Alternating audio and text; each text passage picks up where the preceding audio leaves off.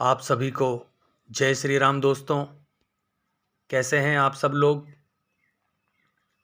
आशा करता हूँ सब अच्छे होंगे।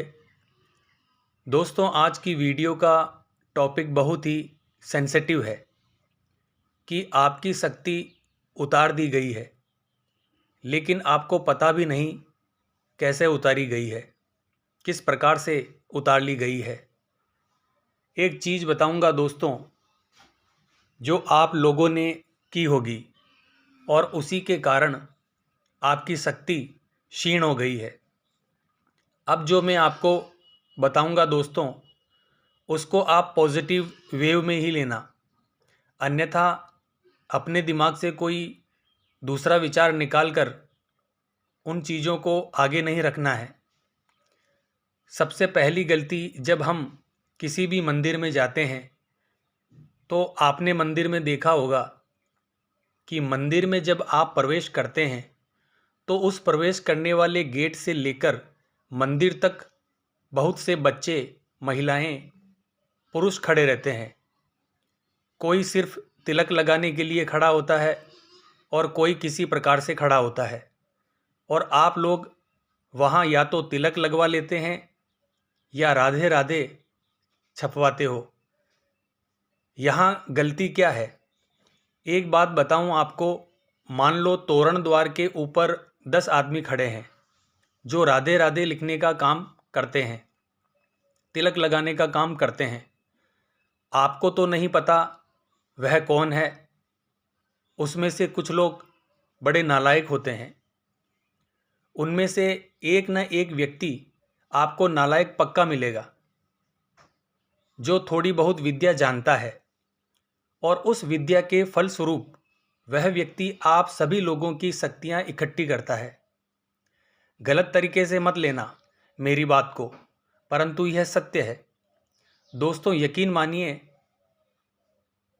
मान लीजिए आप अपने घर पर किसी भी देवी देवता की पूजा करते हो या पितृ की पूजा करते हो, तो कुलदेवी, कुलदेवता और पितृ, यह शक्तियाँ ऐसी है जो थोड़ी सी पूजा में ही प्रकट हो जाती है, थोड़ी सी सेवा पूजा से ही प्रसन्न हो जाती है और आपके शरीर के साथ जागृत हो जाते हैं, आपके शरीर के साथ रहने लगते हैं।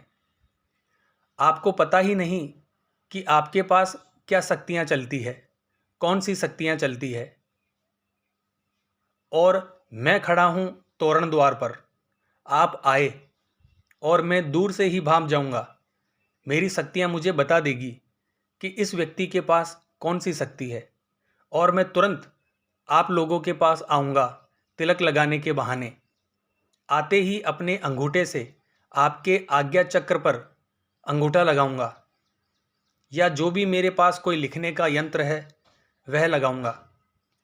मैं आपको फिर एक बार सावधान कर दूं, इस वीडियो में मैं किसी को टारगेट नहीं कर रहा हूं, किसी का व्यापार चौपट करवाने के चक्कर में नहीं हूं। मैं सिर्फ अपने अनुभव आप लोगों के सामने रख रहा हूं। अच्छा लगे तो मान लेना, और नहीं लगे तो बिल्कुल भी मत मानना। लेकिन जैसे ही मैंने आपकी आज्ञा चक्र पर अंगूठा रखा, तो मैंने तो पहले से ही अपनी शक्तियों को जागृत करके रख रखा है, और उस जागृत शक्ति से आपकी आज्ञा चक्र, थर्ड आई से मेरे शरीर का संपर्क हुआ। मैंने अपनी थर्ड आई यानी आज्ञा चक्र के माध्यम से आपकी आज्ञा चक्र को आज्ञा देकर आपके पास जो भी कोई छोटी मोटी शक्ति है वह मैंने उतार ली। ऐसे कौन लोग करते हैं जो तांत्रिक होते हैं, जिनको सिर्फ और सिर्फ गंदे कार्यों में मजा आता है। वह शक्तियां इकट्ठी करते रहते हैं, तो फिर वह इन चीज़ों से करते क्या हैं? वह इन चीज़ों से जब कोई दूसरा व्यक्ति उनसे अपनी पूछा करवाता है, तो वह इन शक्तियों को उसके घर में भेजते हैं। वह शक्ति आपकी थी, मान लीजिए आपके साथ कोई पितृ की शक्ति थी, वह किसी मेरे जैसे ने उतार ली। फिर आपके जैसा कोई मेरे जैसे के पास आया पूछा लेने के लिए, तो मैंने किसी का पितृ उतार के किसी के घर में भेज दिया। पैसों के लिए या कुछ पैसों के लिए किसी का भी बंधन कर दूंगा, किसी का भी काम धंधा चौपट कर दूंगा। इस प्रकार के कार्य यह नालायक लोग करते हैं।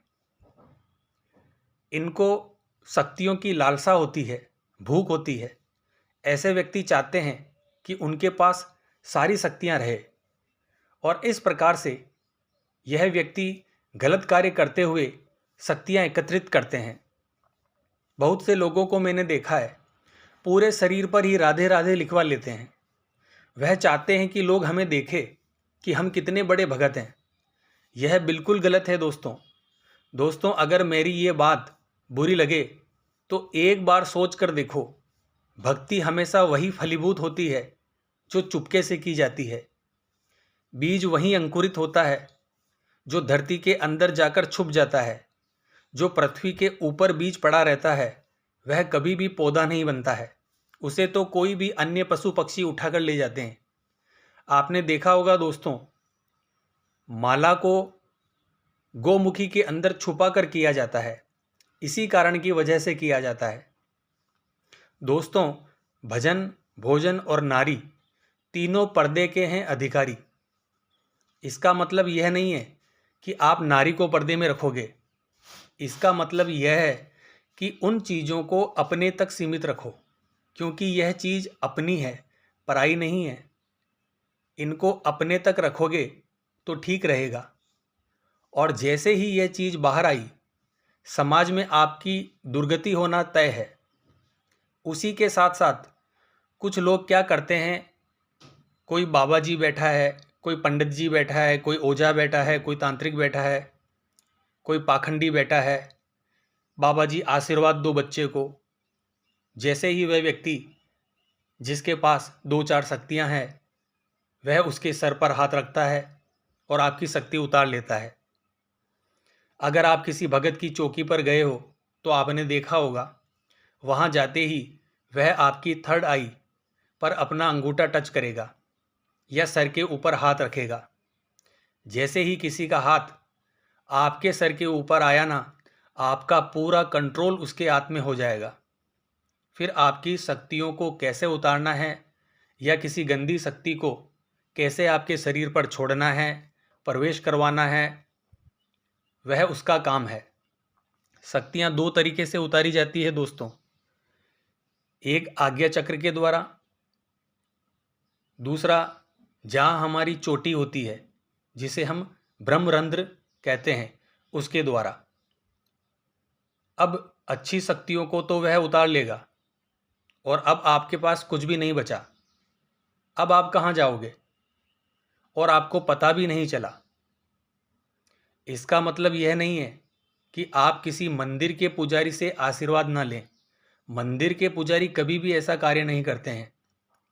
लेकिन मंदिर के बाहर ऐसे बहुत से लोग बैठे हैं जो अपने आप को भगत बताते हैं और ऐसा कार्य करते हैं।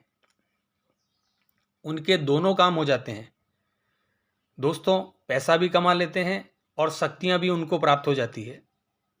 इस वीडियो में मैं उन लोगों को टारगेट नहीं कर रहा हूं, क्योंकि कुछ लोग ऐसे होते हैं दोस्तों जो अच्छा काम भी करते हैं। क्योंकि आज्ञा चक्र पर अंगूठा रखकर या सर पर हाथ रखकर शक्तियां ट्रांसफ़र भी की जाती है, शक्तियों को बुलाया भी जाता है और उतारा भी जाता है। यह तीनों कार्य होते हैं। पर अगला व्यक्ति सही है या गलत, उसको तो हमें ही समझना पड़ेगा। इस चीज़ का हमें विशेष ध्यान रखना है, क्योंकि उनको पता है शक्तियों को कैसे उतारना है और शक्तियों को कैसे ट्रांसफ़र करना है। मिलावट का ज़माना है दोस्तों। ऐसे कितने ही लोग धर्म की आड़ लेकर बैठे हैं दोस्तों। आपको सावधान रहने की ज़रूरत है। इन चीज़ों से अगर आपको बचना है तो मैंने जो वीडियो के माध्यम से आपको जानकारी बताई है, उस प्रकार की सावधानियां आपको रखनी होगी और अपने ऑरे को आपको बहुत मजबूत बनाना होगा, बहुत मजबूत करना होगा।